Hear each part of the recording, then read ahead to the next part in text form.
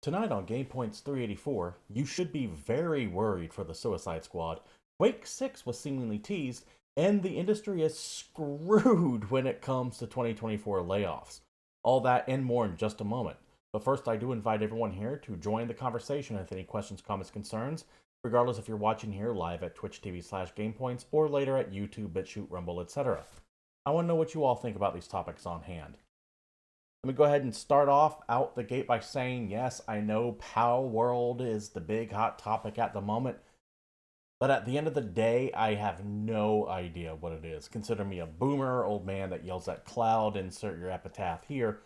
But honestly, Pokemon plus survival crafting in the game are just two things that I already don't like.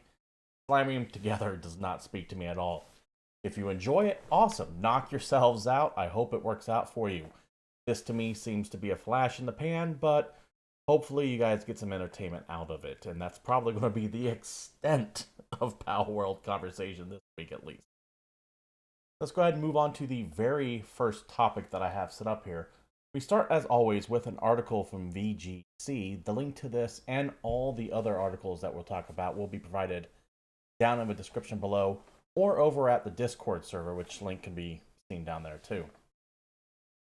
Headline from Video Game Chronicle. Rocksteady's co-founders have established a new studio in London. Sefton Hill and Jamie Walker left the Batman Arkham studio in 2022.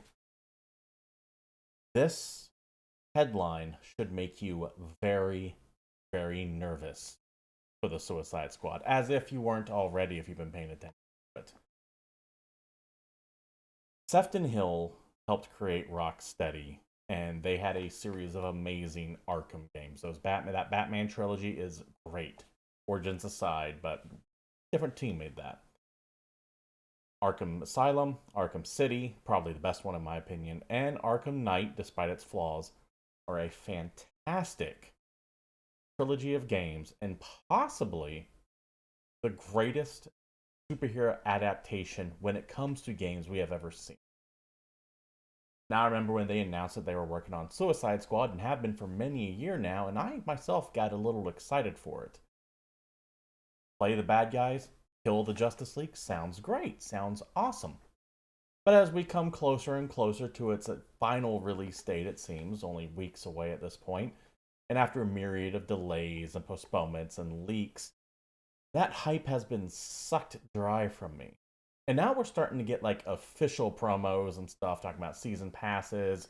It's an open. I mean, it's been confirmed now that the Elseworlds are going to be involved. So whatever you do in this game doesn't matter because hey, multiverse bitches, you know that crutch everything relies upon. And when it comes to a multiverse, nothing matters. There's no permanence in anything because you can always fuck right off to another universe and start over again. It is Rick and Morty told ad nauseum now at this point. Because why would you care?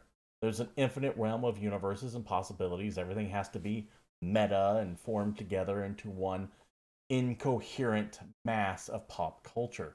There's no reason to get invested in anything. And that's just the story part of the game. I haven't talked about the myriad of season passes, battle passes, DLC characters, cluttered UI leaks, and all that other horrendous shit coming around. To say that people seem excited, or rather, to say that people seem worried about Suicide Squad is an understatement.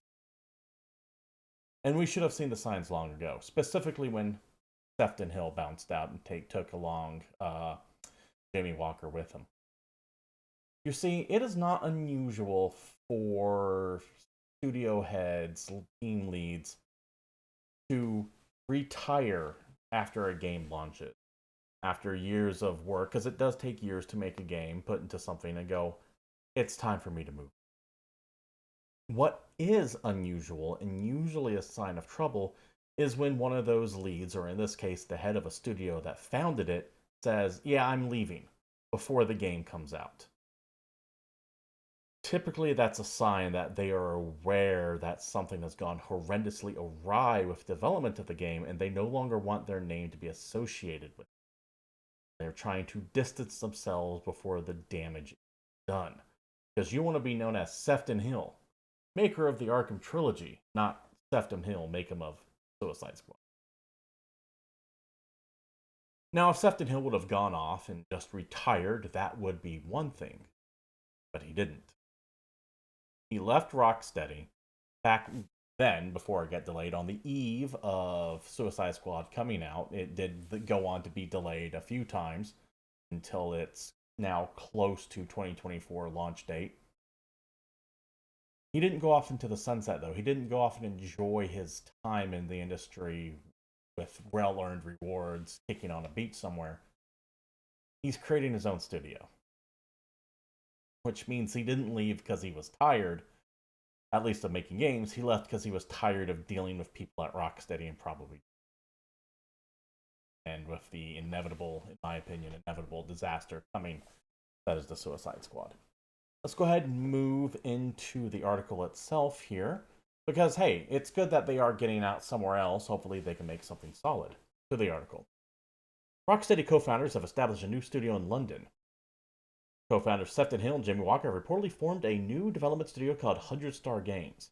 While the studio has yet to be officially announced, Polygon spotted the industry veterans are listed as directors of a London-based company on the business information site Endel. It also has listed on the Great Place to Work website, which reads the following. 100 Star Video Games is a video game startup based in East London. Our ethos is of creating a small team of only 100 industry veterans and emergent talents who are committed to crafting cutting-edge gaming experiences that inspire and captivate players worldwide. I can see them really waiting to announce until after Suicide Squad's come out, because they're still friendly with people and devs at that studio. They don't want to throw them under the bus necessarily, even though their actions suggest otherwise. But I would not be surprised to find out that 100 Star Games is going to be comprised mostly of ex-Rockstar devs who piece the fuck out after the game has come out. Because a lot of these people have bonuses tied to sticking around until then. Typically, I don't know about Rockstar in general, or not Rockstar, Rocksteady in general. If I've been saying Rockstar, I apologize, I meant Rocksteady. A lot of people have bonuses tied to when a game comes out, and if it hits a certain Metacritic score, I can see why they would stick on. These two might be like, hey, we want this art director, and we want this QA manager, project lead here. But they'll be walking away from serious money if Suicide Squad does well enough in sales to justify a bonus. So we'll just wait until the game's out, give it a couple months, and then start poaching people, even though they won't call it poaching, because depending on where you're at, that can be illegal. Depending. I don't know about the UK, but anyways, I digress. This is another grain of sand in the heap. On top of this weird, horrendous Joker DLC that we see, I'm sure many of you have seen this image come around of the Joker being in Suicide Squad. People who haven't been paying close attention are trying to use this as justification to go and see it's not the Arkham universe. Despite the fact that they're pretty open that it is in the Arkham universe and that this is an alternate universe Joker who was dragged into this style and this universe. I'm going to say universe over and over again. There's no avoiding it. I guess style points go to how he looks. He's not the worst Joker I've seen. He's kind of got like a 50s doo-wop. I do too a little bit. The little curl coming down this forehead. His outfit looks unique for Jokers. It certainly isn't the Jared Leto abortion that we saw associated with Suicide Squad. But they show some gameplay of him too.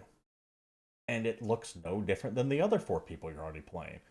He has a jetpack-ish mechanic where he's floating around shooting things, because it's just a shooter now, and that's just what we have here. It brings nothing extra to the table other than another character blindly, wildly jumping around, shooting things left and right. And yes, I know a lot of games do that, but when you're looking at the Arkham games, and how well crafted those were. They had stealth elements with some excellent combat in there, and the story seemed nice. And going off on a tangent here, focusing specifically on Side Squad.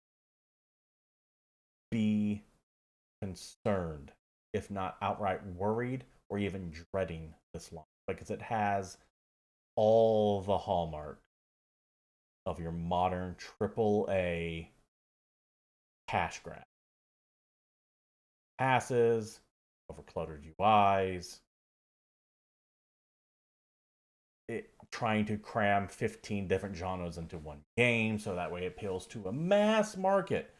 In reality, not really catering to anyone.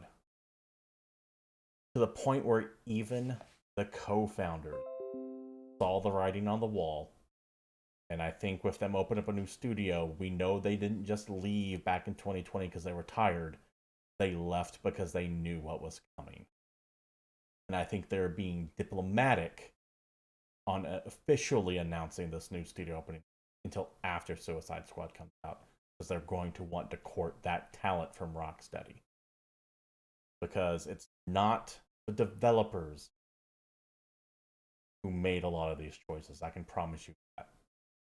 It's WB.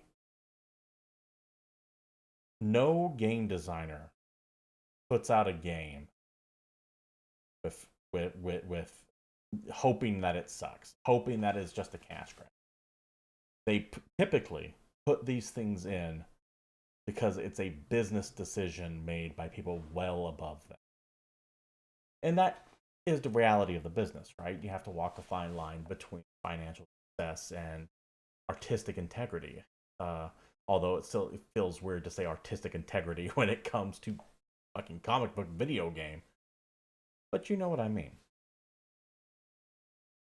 It does seem like WB has overstretched on it, though. And I fully admit I am absolutely judging a book by its cover. The game's not out yet.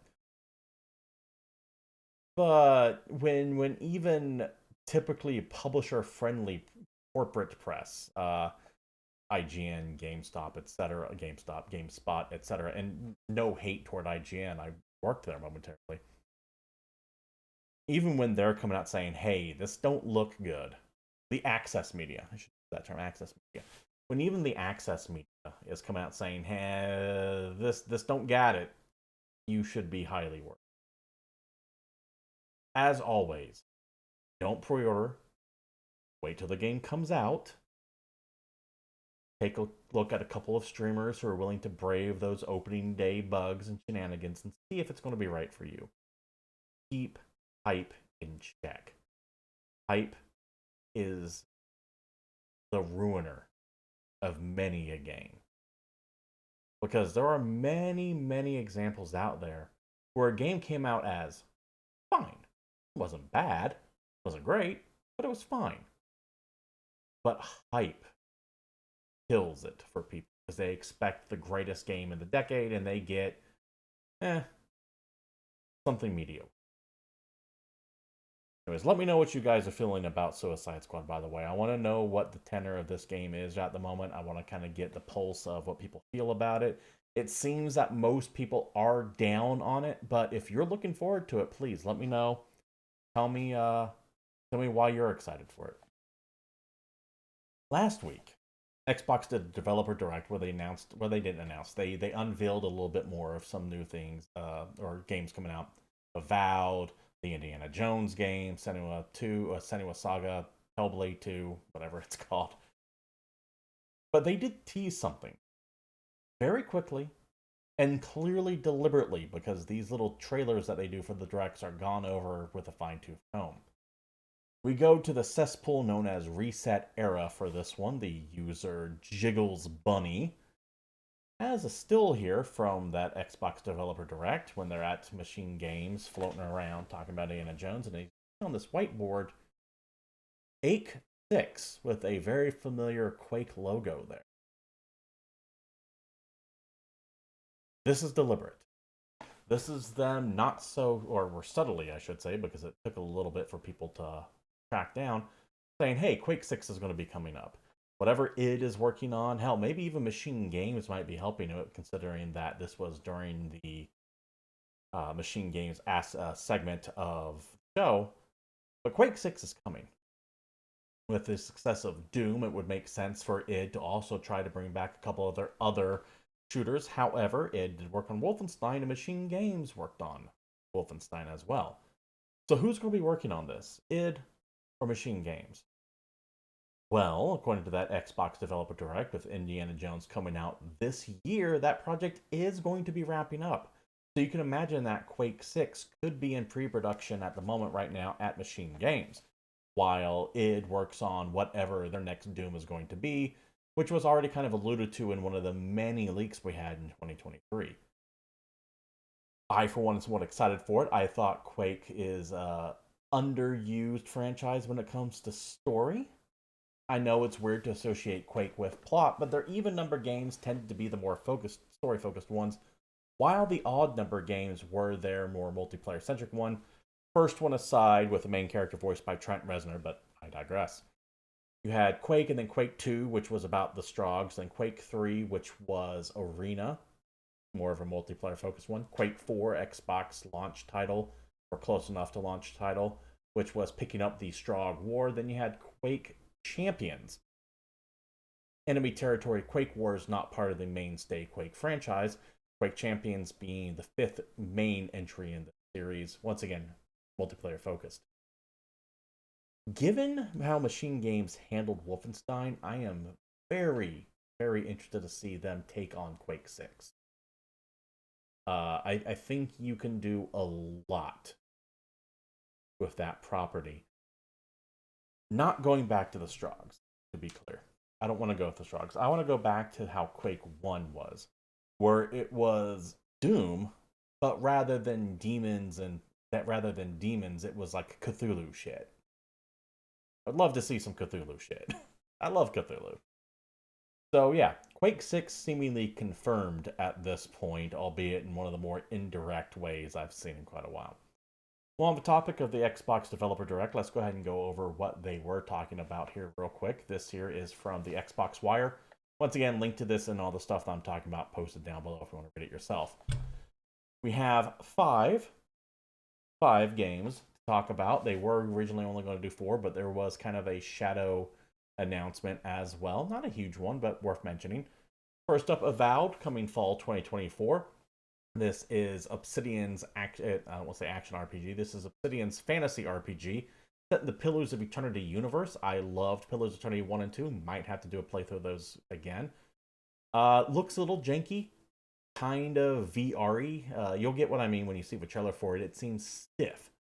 But I love the weapon system to it. I love watching them change on hand between like 2 wands and a very quick, rapid fire magic user to a sword and board style configuration at a moment's notice.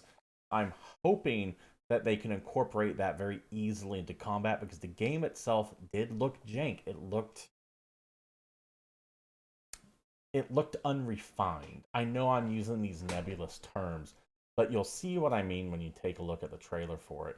And I'm highly concerned that people are going to be looking at this game from Obsidian and comparing it to things like Starfield, which already was kind of not well received to begin with. This is the problem when you're now a first-party studio. People expect first-party quality. And I don't think Avowed has it. Now, that said, I like Obsidian. They've done some great things. But the last thing they did was The Outer Worlds, and that game was, I hate to say it, but boring. I was bored to tears with The Outer Worlds. So Obsidian does have something to prove to me as far as that goes, if they can still capture the same magic they had with New Vegas. We'll see come fall 2024. Also up next, you have Senua's Saga, Hellblade 2 coming. May 21st, very close around the corner. I am very worried about this game, however, because while I loved the first set to Hellblade, Senua's Sacrifice, and I kind of know what I'm going to be getting on this one, I think that hype meter is getting away from people. I hear more than a few people who are looking forward to this game comparing it to God of War. And Hellblade is not God of War.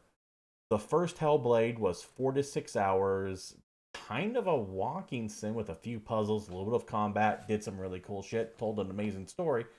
And I expect more or less the same from Hellblade 2. Now, of course, they're expanding it. They're doing more to it. But if you go on here thinking that this is going to be like a God of War competitor or even killer, you're going to be sorely, sorely disappointed. And I don't think that Ninja Theory and Xbox are doing a good job setting expectations to the game. Furthermore, they've really, really been not showing the combat all that well. Yes, there is a lot of it out there, but it's a lot of very quick cuts. They're not like showing off how you're going to be fighting enemies in here, which to me is a sign that there's something off it. I don't think that this is going to be a huge action game as much as it is like the first one was a walking simulator with some puzzles on it. I hate using that term with it, by the way, because it is way more than your typical walking sim. But it really was just kind of like a straight, here is the line you're going to go to get from A to B on the level. You're going to be hit with a couple of puzzles, maybe a few kind of janky combats on the way. I liked it though. That doesn't mean bashing Hellblade. I thought it was a great game. I'm just saying I am highly concerned about the hype of this game because it's really getting out of hand. Also shown off was Visions of Mana. Cool, another mana game. That's not what's important here. What's important here is that this is yet another sign of Microsoft and Square trying to build bridges between the two companies again. Xbox has traditionally sucked in Japan when it comes to sales because Square Enix had no interest in putting their shit on there. And the key to the Japanese market is Square Enix. Just is. So we're going to be seeing more and more of these deals popping up, these little mentions of Square Enix games that are coming to Xbox as an appeal to non-US audiences. Furthermore, they're going to seem radically out of place. Because Visions of Mana is really out of place when it comes to these other four games. It is. And it's not huge. They have another huge game coming out a little while from now, Final Fantasy Rebirth, and that's going to be a Sony exclusive for a few months at least, with no word on whether or not Remake is even coming to Game Pass or PC or Xbox or anything like that. So I get the feeling that them pushing Visions of Mana on this developer direct with four other games completely unlike Mana is a sign that there's some dealings behind the scenes going on. Some, hey, you will get this eventually if you talk about this now kind of shit, like a quid pro quo, this being one of them. So interesting to keep an eye out for any future collaborations with Microsoft and Square. Also announced Ara History Untold. I'm sold. Me and the other 10 4X players super interested in this. Super niche genre. Totally get it. It's essentially Civilization style gameplay if you know what Civ is. I'm all in on it. But like I said, it's me and maybe 10 other people. No one else is going to play this goddamn, which is a shame, but hopefully it does well enough to keep it going, or at least keep me interested in it. I am somewhat excited about it, though. It seems to be doing things that most 4X games don't do. And then, of course, the big Indiana Jones and the Great Circle. Stupid name, leaked before it came out, but looks pretty damn cool, even though the whip is kind of wacky. I love that it's set between the first and the third movies. Get fucked all the new stuff. No one cares about the Crystal Skull over Dial of Destiny. We care about fucking Indiana Jones 1, 2. Temple of Doom, Raiders of the Lost Ark, and The Last Crusade. I blanked out on what those names were because I kept looking at the Golden Circle. Looks great. First person most of the time, which is weird because that once again that whip mechanic, and I think that might be a deliberate choice for two reasons. One, Machine Games does first person games. They do Wolfenstein for the newer Wolfenstein, but two, and this might sound a little blasphemous, but if it was third person, inevitable comparisons to Uncharted and Tomb Raider would pop up. Which is funny because both those games in turn ripped off Indiana Jones to begin with. And ripped off in the most loving of ways, to be fair. I think they're both excellent franchises. But I think the decision to go first person is meant to help differentiate itself from being Xbox's Uncharted. It looks great. The villain seems awesome so far. They got Harrison Ford's likeness, but it's not his voice. It is Troy Baker, someone whose voice appears in everything, but he does a passable enough job 95% of the time in the trailer. There are one or two lines he delivers, and his kind of Texas slang comes out just a little bit. And it puts in mind Joel from The Last of Us. Every now and then. Only a bit of it there. I don't personally get, well, I do kind of get the Troy Baker hate. I know why a lot of people target him because that motherfucker is in so much, even though his more recent output has been dialed back compared to his zenith back 5 years ago or so. I think he does a pretty passable job. I am looking forward to this. This should also be out later this. We have one remake on the docket, the Assassin's Creed remake we all may already be in development according to PC Games N. I am not going to get too heavy into this, but essentially that long rumored Assassin's Creed Black Flag remake, yeah, it seems to be happening, at least according to some online job postings from Ubisoft. It seems to be in development by Ubisoft Singapore. That name sounds familiar. That's because that is the studio that is working on the upcoming Skull and Bones, which should be out imminently soon. And makes sense. I think we can all read the writing on the wall when it comes to Skull and Bones. We all kind of get the idea that that game is going to, at best, be eh. It might. I doubt it's going to make its money back considering how long it's been delayed. So Ubisoft needs some way to parlay all that work into success. And Black Flag makes sense because you can very easily use a lot of the designs from Skull and Bones, tweak it a little bit, take that engine you made for the combat and put it to the ship combat in Black Flag. You can take a lot. You have like the skeleton of Assassin's Creed kind of already there when it comes to their ship combat. You can take a lot of that and put it into an Assassin's Creed Black Flag remake. That doesn't necessarily mean you're not having to create a bunch of things ground up. Skull and Bones, of course, being mainly ship to ship. Assassin's Creed being, well, Assassin's Creed. You're getting out of your ship a lot of times.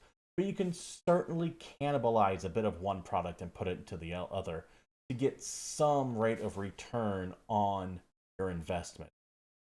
However, Ubisoft, as always, seems to be about a 5 to 10 years behind the trend of what people want. This would have been great news half a decade ago. I think as a franchise, we've all might have moved on past Assassin's Creed. They're already kind of dialing back the scope of the games when Mirage came out. Now, I know we have the Assassin's Creed Codename J, the rumored Japan one that's supposed to be out. That's supposed to be a full-fledged Assassin's Creed game. But Mirage kind of came and went, which is really weird because this franchise used to be big announcement every year. Here's the new Assassin's Creed, and now it's just kind of viewed in the same lens as the next Call of Duty or Madden, which is what happens when you annualize a project. Now, once again, Ubisoft taking a few years off of Assassin's Creed, not doing it every year or so, but it still has that feel about it. So, whether or not this is going to be good or not, we'll see. This is going to be many years down the road, I'd imagine, especially since you got to figure Skull and Bones is going to be supposedly supported for a little while. However, if they're already moving that team onto another game so quick after a live service game is dropping, I think that also speaks to Ubisoft's internals about how well they expect Skull and Bones. They're already putting, if this is to be believed, they're already putting the team of a live service game, the games are expected to go on for a year or two, onto something else. That don't bode well for. But it is par for the course for an industry that is in dire. Go to Game Industry for this next article. I recommend you all read this one. I know I say this about every article that pops up, but this one in particular I saw, I wanted to talk about from GameIndustry.com's, or GameIndustry.biz rather. Game industry leaders brace for up to 2 years of pain. Because if you thought the layoffs in 2023 were bad, they're going to be nothing compared to what you see. According to me, in my opinion, that I've been making for a while now, and many of the admittedly anonymous, CEOs and venture capitalists brought up in this article. Let us go to the article itself. The current turmoil in the video game industry will continue all year and likely into 2025, game industry leaders have told GameIndustry.biz. Speaking to us privately, publishing, development, and investment heads have said that continued high interest rates, oversaturated video game stories, and cautious investors will result in more restructures, layoffs, and closures. One CEO of a public company told us, quote, "If 2023 is the year of layoffs, 2024 will be the year of closures. Not just developers, but publishers, media, service companies. There are just too many unprofitable businesses in video games. We're looking at up to 2 years of pain." This is something that I've been saying for years now, especially when it comes to live services, because there is just no more time. I have long argued that people can always sacrifice coffee. They can find a couple of bucks in their couches to buy whatever new game it is. But you can't make a 25th hour appearance a day. All these live services are going to start cannibalizing one another. They are all so costly to make that they will be all branded failures. Even things like Destiny is not doing the numbers that Bungie needs to stay profitable. And if Destiny can't make it work, one of the bigger ones out there, what hope do any of these other companies whose live services haven't even been released yet have? Back to the article itself. Some investors we spoke to expect interest rates to come down, which are likely stimulate more investment, but not until later this year. As an aside, by the way, the overall tenor of the market thinks that there are going to be massive rate cuts this year, and I know this is getting inside baseball for investment stuff, so I'll try to keep it simple. Investment rates being high make investing cost a hell of a lot more, which means it's riskier to invest that money on something that's already kind of unstable to begin with, like the game. A lot of people think that interest rate cuts are going to start happening as soon as March. But the people in charge of making the interest rate cuts are not openly saying, but are more or less kind of hinting at, you guys might be a little optimistic here. You need to dial back that expectation. But the market, being the market, and it's typically optimistic, is running hog with it. To the point where, in my opinion now, let me pull this from fact. Let me separate opinion from fact here a little bit. In my opinion, that even if a few cuts happen this year, they won't be enough what the market has already priced in, which is going to exacerbate the problem significantly. So while the article states that some investors expect interest rates to come down, they might, but I don't think it's going to even be near enough, and it's going to have a knock-on effect, making things actually worse when the investors expect 5 to 7 and get 2 to 3. Anyways, I know that's a little inside baseball. Let's go back to the article itself here. Until then, there are simply far safer ways to invest your money than video games. Although this isn't the only industry facing the issue, said one angel investor. A leading venture capitalist added, "Why take a gamble with a games company when you can just stick the money in the bank and earn 5%?" End quote. That's what I'm talking about. Why am I going to risk $100 million on a live service game that won't even make a fraction of that turnaround, more than likely?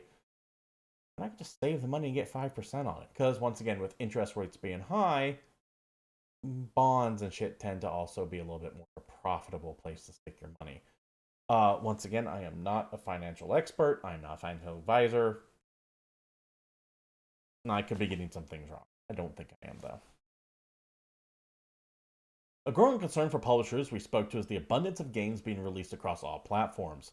Another quote here says the following: "Too many games are greenlit in 2020 and 2021, one publisher boss said. We need to get to pre-pandemic levels in terms of release schedule, and that's probably going to take 2 years. You can already see publishers signing fewer games, and that's happening everywhere. The stores are saturated, not just Steam, and the games aren't delivering at levels they once were. Steam alone had 17,000 games listed in 2023. And think about, just from your own personal experience, how many bangers came out that year. It was huge. It was like 3 or 4 years combined normally. There's too much going on, People are feeling the pinch, people are buying less, and everyone greenlit all this shit during the lockdowns thinking that people would be at home playing games, not considering the fact that lockdowns are going to fucking end eventually. And then you're also entering into I know I've been beating on this harp a lot, but a massive global recession. Once again, my opinion, not to be taken as financial advice, where there's no appetite to buy anything anymore. You're going to start seeing piracy levels increasing again. You're going to start seeing cord cutting and subscription canceling. It's coming. And you can't just pump the brakes on a game you started in 2020 and 2021 and go, well, I guess we're just going to eat shit on this. You can't just turn it around. It's got to come out. Or you cancel it, and to make up for that money that you're losing from eating shit on that 3-year investment with no return, you fire the development team along with it. It's going to get real bad. Back to the article. Another person said the expansion investment over COVID has left engagement-based businesses, not just video games, spread too thin. We're doing too many things that aren't delivering.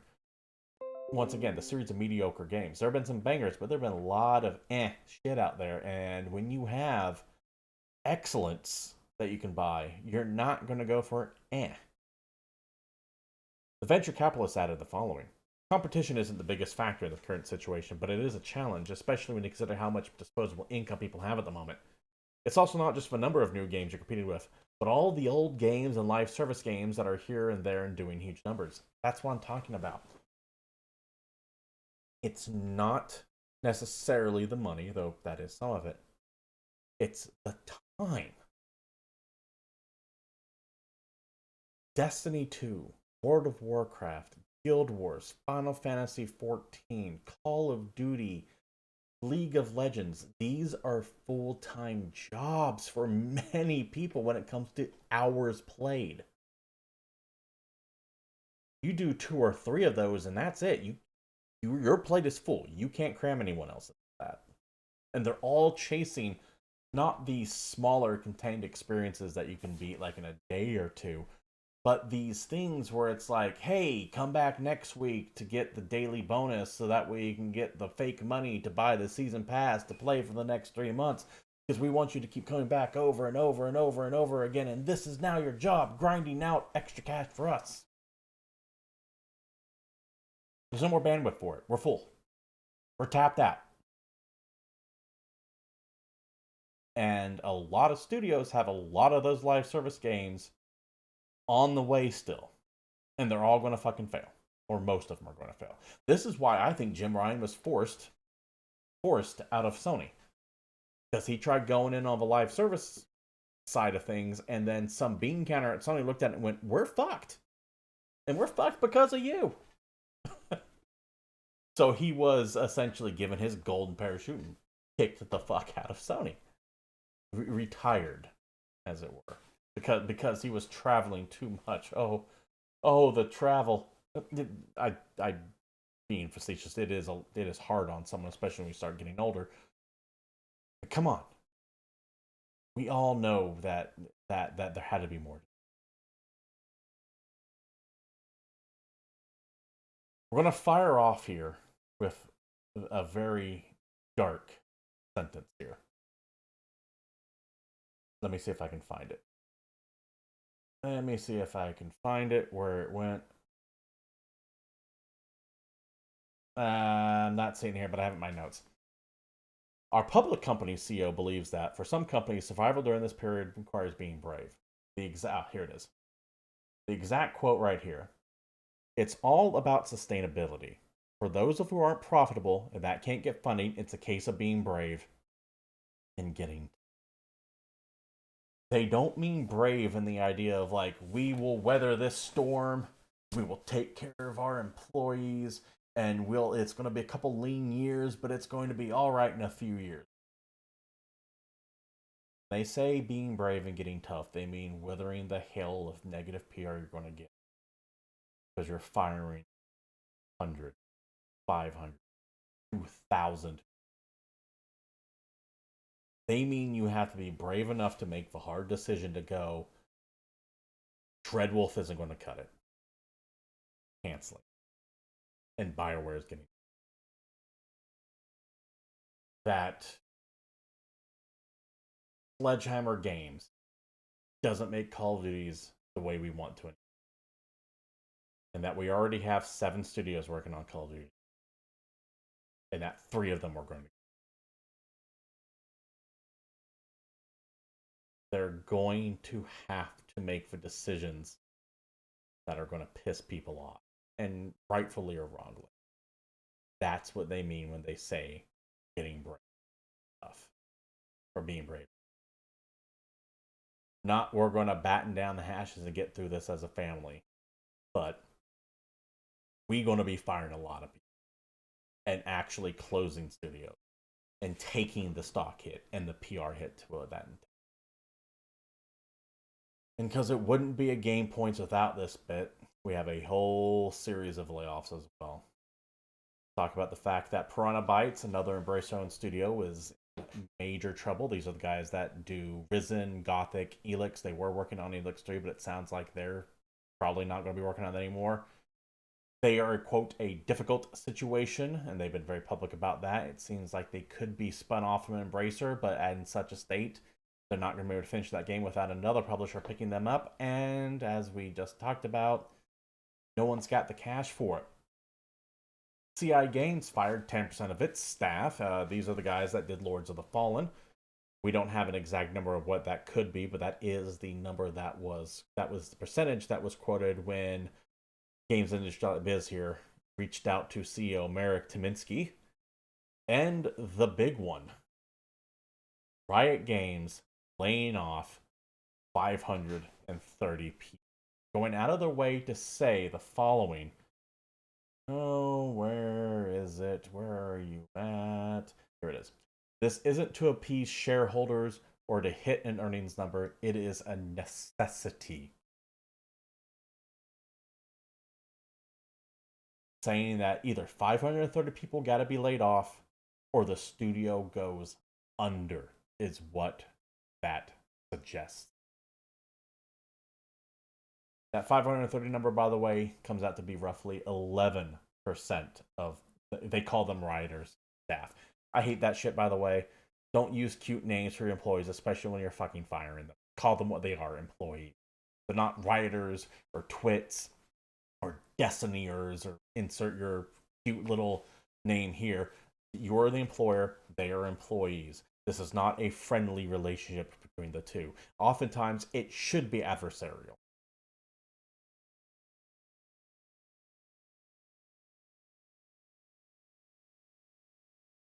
It's, what more can I say that I haven't been saying for the past year? It's going to get worse for you. I do have one more story to end things on. It's Gaming Tangent, which is why I tend to stick it in the back. We go to Variety for this one. Until Dawn film adaptation in the works from David F. Sandberg. David F. Sandberg, known for Annabelle creation Shazam and Lights Out, will direct the film adaptation of PlayStation horror video game Until Dawn by Screen Gems and PlayStation Productions. Makes sense. Sony has been on this kick to take all of their IPs that make sense and turn them into TVs and movies. Some that don't make sense. Uncharted, Twisted Metal, now Until Dawn. I think there's 2 or 3 of them that are in works as well. I think they said Ghost of Tsushima was one of them. I think they even said Horizon Zero Dawn was another one that are going to get either the movie or TV show treatment. This makes perfect sense. Until Dawn was essentially a movie anyways. It had multiple stars, including Hayden Panettiere and Rami Malek. Award-winning Rami Malek, I might add.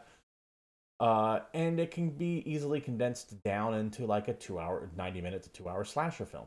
And probably a damn good one at that, considering that the person who wrote Until Dawn was already a horror movie writer and director to begin with.